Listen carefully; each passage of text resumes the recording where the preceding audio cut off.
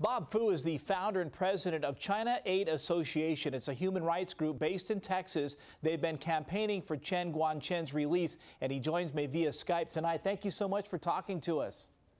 Oh, thank you, Brent, for having me. Tell me a little bit about what role your contacts in China played in helping orchestrate this escape or this rescue. Well, actually, the escape itself was really put out by this blind self-taught lawyer, Chen Guagnchen himself. And we are just the facilitators for his several stops after he was able to walk out of his house. And I have been basically working to brief the member of Congress in the U.S. and also the State Department and U.S. diplomats in China about what's happening to Chen and for them to be prepared to help them. So your people helped him after he escaped to move along from place to place, and we believe ultimately Beijing. Do you know where he is right now, and is he in U.S. custody that you know of? I'm very sure that he's in the hands of the U.S. diplomats and fully and 100% safe and with protection over there. How much planning did this take? As you mentioned, he kind of orchestrated this thing himself. He's blind and, as I understand, was heavily guarded at his home. It was kind of under house arrest. How on earth did he get away? Yes, it's nothing but a miracle. I think for a blind man, of course, his wife also supports him. And he has tried every way, including at one time tried to dig a tunnel with 2 meters already deep, and but was found, and he scratched the plan. But in order to escape out of his house, every day there's nearly 100 Chinese securities watching and surrounding his house and his village. And with security cameras, with even a cell phone jamming machine installed outside his house.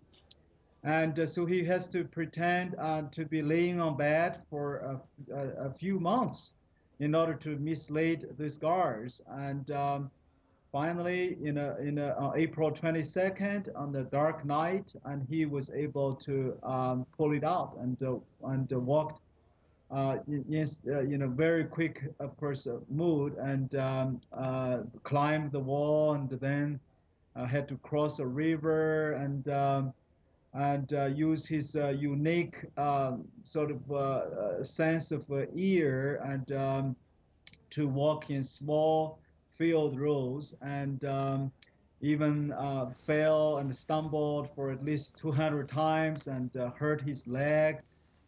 And walked for hours until he reached to a safe destination. And when he was picked up and by our friends, he was found, this poor man was full of mud, water, and blood, and really he took a great risk and for this adventure. Tell me a little bit about the conditions. He has been under house arrest, so to speak, for as many as 6 years.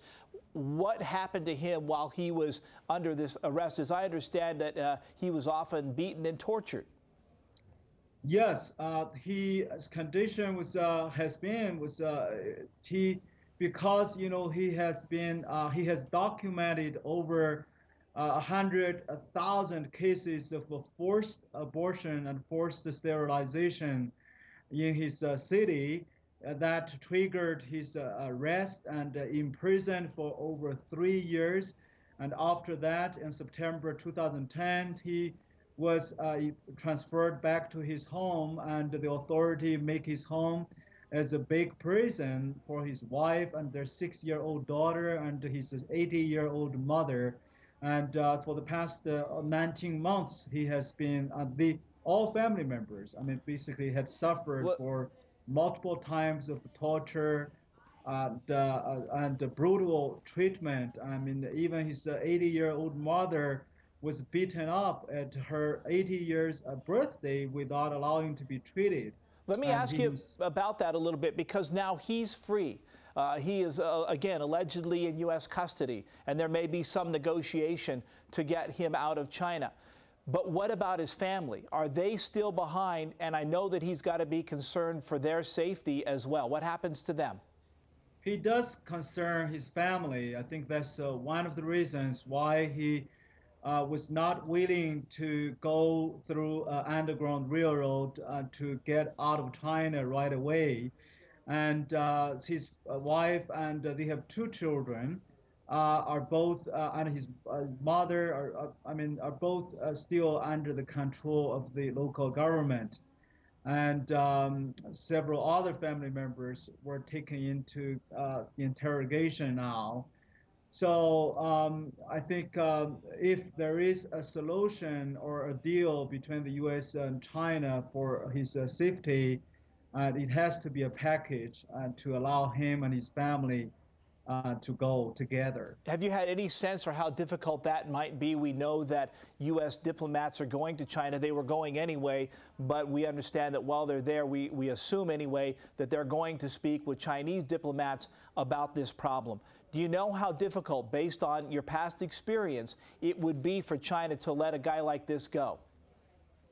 Well, as far as I know, I think the negotiation has already started right after he was transferred to the U.S. Diplomatic protection.